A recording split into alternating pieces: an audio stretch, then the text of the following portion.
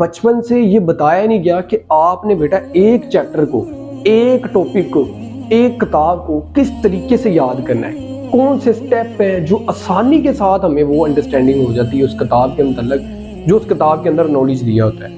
हम क्या करते हैं, हम बचपन से रट्टा लगाया हुआ है, रट्टा लगाते आ रहे हैं, जो कि हम तकरीबन कोई 1-2 दिन के बाद उन्हीं चीज़ों को भूल जाते हैं। इसीलिए आज से हम उस फार्मूले को समझेंगे जो एक अंग्रेज ने तो इजाद किया है, लेकिन उसने अपने लिए नहीं किया, उसने सबके लिए इजाद की है। तो इसलिए हम उस फार्मूले के तहत देखेंगे कि क्या चीज़ें हैं जो हम आसानी के साथ याद कर सकते हैं। बेटा वो फार्मूला वो हमें भी अपनाना चाहिए। वो क्या है? वो ये फार्मूला SQ3R।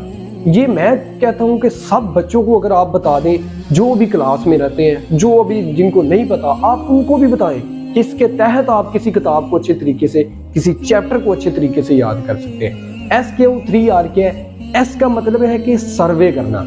ये देखिए बेटा, अगर हुकूमत ने किसी चीज पे एक्शन लेना हो तो सबसे पहले वो टीम भेजती है, उसका सर्वे करके आए। जब वो सर्वे करके आते हैं, वो बताते हैं उसके वहाँ के हालात क्या है, वहाँ पे क्या हो रहा है, वहाँ पे कितने लोग रहते हैं, क्या वजह है, क्या नहीं। तो इसी तरह आपने अगर किसी किताब को याद करना है, किसी किताब को आप अपने जहन के अंदर बिठाना चाहते हैं, सबसे पहले आप उसकी किताब का सर्वे करें, उस किताब के अंदर से देखें क्या क्या चीज़ें हैं। जब आप उस किताब को सर्वे कर लेते हैं तो आपके अंदर कितनी चीज़ें आपके जहन के अंदर बैठ जाती हैं। दूसरा क्या है?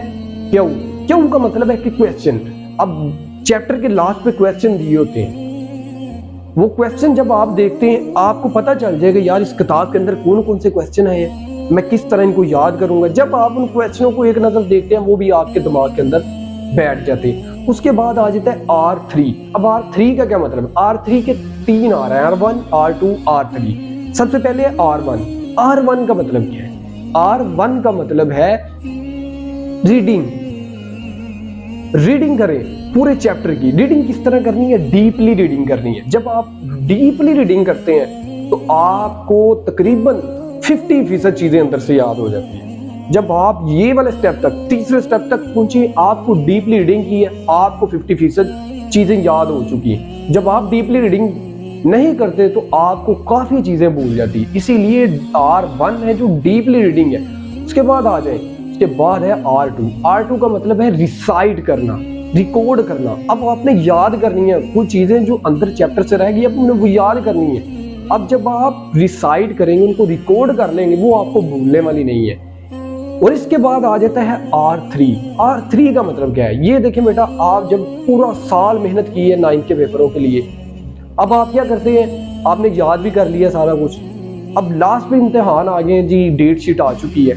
पहला इम्तिहान देने के लिए जाना, 3 दिन पहले वो बता देते हैं जिस दिन आपका इम्तिहान है, उसके अंदर छुट्टियां आ जाती हैं। अब छुट्टियों के अंदर क्या करते हैं, आप याद नहीं करते, सिर्फ आप रिवाइज करते हैं। रिवाइज करने से ये होते हैं जो आपके अंदर जहन के अंदर आपने चीजें फिट की थी वो परमानेंटली फिट हो जाए, वो चीजें अब भूल ना जाए, पेपर में जाकर मुझे ये खो ना जाए। तो इसीलिए बेटा आपने अगर किसी चैप्टर को याद करना, उसको बाद में रिवाइज करें ताकि वो परमानेंटली आपके जहन के अंदर मुस्तकिल रहे। तो इसी तरह बेटा आपने मेहनत करनी है। इसके बाद क्या है, अगर आपको कोई चीज अभी भी याद नहीं हो रही तो आप क्या करें, उस चीज को लिखें। जब आप 1 दफा लिखें, 2 दफा लिखें, 3 दफा लिखें, बेटा याद रखना मेरी बात, जो लिखी हुई चीज है वो कभी नहीं भूलती। इसी तरह आप लिखें चीजों को। लिखने से आपकी राइटिंग भी अच्छी होगी, राइटिंग स्किल्स अच्छी होती हैं, आप पेपर में जो आपकी स्पीड है वो भी अच्छी हो जाएगी। इसी तरह आपको जो चीजें नहीं आती वो लिखा करें। और ये SQ3R फार्मूले के तहत आपने हर चीज को याद